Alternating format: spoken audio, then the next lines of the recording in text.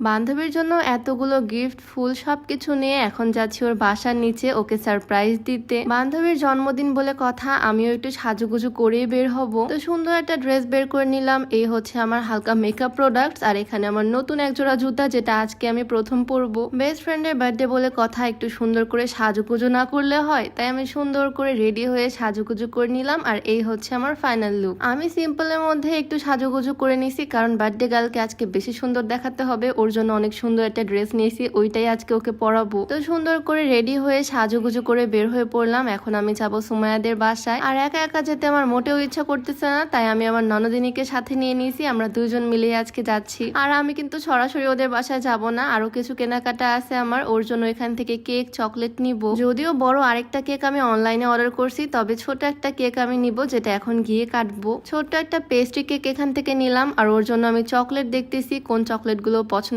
করে সেগুলো সব ওর জন্য আমি নিয়ে যাব। বান্ধবীর জন্মদিন বলে কথা, স্পেশাল একটা দিন, ওকে একটু ভালো মতো ট্রিট না করলে হয়। তো কেক, চকলেট, স্পার্কেল, মোম সবকিছু এখান থেকে নিয়ে নিলাম। মেইন গিফট গুলো তো গতকালকে নিয়েছি, এই যে আমার হাতে এগুলো, আর আজকে নিলাম কেক, চকলেট। কিন্তু দুঃখের একটা বিষয় হচ্ছে, কাল রাতে আমি যখন এই গিফট গুলো কিনে নিয়ে যাচ্ছিলাম, তখন হিজাবের ব্যাগটা আমার কাছ থেকে হারিয়ে গেছে। বাসায় অনেক খোঁজাখুঁজির পরও পাইনি, যেগুলো দোকানে গেছিলাম দোকানগুলোতেও পাইনি। মনে হয় রাস্তাতে কোথাও আমি হিজাবের ব্যাগটা হারাই ফেলছি, সেজন্য আবারও আমি আরেকটা সেম হিজাব নিয়ে নিচ্ছি এই ড্রেসের সাথে ম্যাচ করে। এত শখ করে জিনিসটা নিয়েছিলাম, হারিয়ে গেছে, কি আর করার, তাই আবারও আরেকটা নিলাম একদম সেম সেম। আর তারপর সোজা চলে আসলাম ফুলের দোকানে। যাই হোক, দেন আমি চলে আসলাম ফুলের দোকানে আমার ফুল প্রিয় বান্ধবীর জন্য ফুল নিতে। আসলে ফুল জিনিসটা আমরা মেয়েরা সবাই অনেক পছন্দ করি। আমার নিজেরও যেমন ফুল অনেক পছন্দ, আমার বান্ধবীও কিন্তু ফুল অনেক পছন্দ করে। ওর জন্য একটা গাজরা নিলাম, আর রেড রোজ পছন্দ করতেছি ওর জন্য 2-3টা। আসলে সুন্দর সুন্দর তাজা ফুলের থেকে ভালো গিফট আর কি বা হতে পারে বলো। তো ওর জন্য যা যা গিফট কেনার দরকার ছিল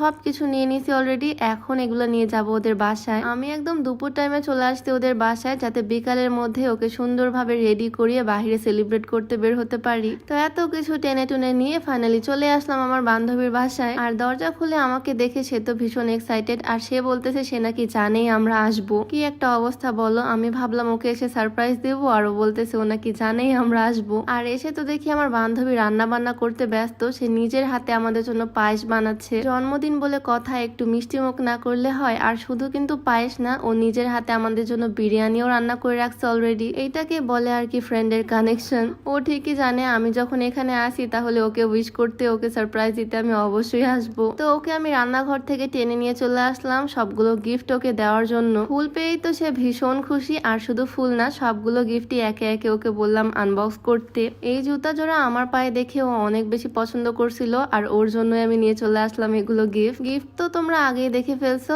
এখন জাস্ট দেখতে হবে এই সুন্দর ড্রেস পরে ওকে কেমন লাগে দেখতে। সবগুলো জিনিসই ও অনেক বেশি পছন্দ করছে। বাট আজকে আমরা দুজন জবাকে ভীষণ মিস করতেছি, কারণ তোমরা তো জানো আমাদের 3 জনের ফ্রেন্ডশিপ। জবা গেছে পাবনাতে, সেজন্য ও আজকে আমাদের সাথে নাই। তাই ওকে ভিডিও কল দিয়ে সব দেখাচ্ছি। ও তো ওখানে একা একা আমাদেরকে অনেক বেশি মিস করতেছে, সেলিব্রেশনে থাকতে পারবে না বেচারি। যাই হোক, এরই মধ্যে আমার হাজবেন্ড চলে আসলো, মানে বার্থডে গার্লের দুলা ভাই। বিশাল একটা কেক নিয়ে চলে আসছে। যদিও এটা আমরা বিকালবেলা কাটবো বাইরে নিয়ে গিয়ে। আমাদের অনেকটাই দেরি হয়ে গেছে, তাই তাড়াতাড়ি আমার বান্ধবী খাবার দাবার বাড়া শুরু করে দিল। খেয়ে দিয়ে আমরা রওনা দিব, বাহিরে গিয়ে আমরা সেলিব্রেশন করব। আজকে সবকিছু সুমাইয়া নিজ হাতে রান্না করছে। ও কিন্তু অনেক ভালো রান্না বান্না করতে পারে, একদম প্রো রান্না বান্নায়। আমার বর তো খেয়ে বলতেছে অনেক বেশি মজা হয়েছে, সে তার শালির হাতে রান্না অনেক পছন্দ করছে। আর এদিকে আমার ননদিনীও পেট ভরে খাওয়া দাওয়া শুরু করে দিল। আর খাওয়া দাওয়ার পরে আমার বান্ধবীর হাতের পায়েস আর ওই যে ছোট্ট যে কেকটা আনছিলাম, সেটা আমরা বাসাতেই কেটে প্রথম সেলিব্রেশনটা করলাম। বড় কেকটা বাহিরে নিয়ে গিয়ে কাটবো। এই ভিডিওটা অলরেডি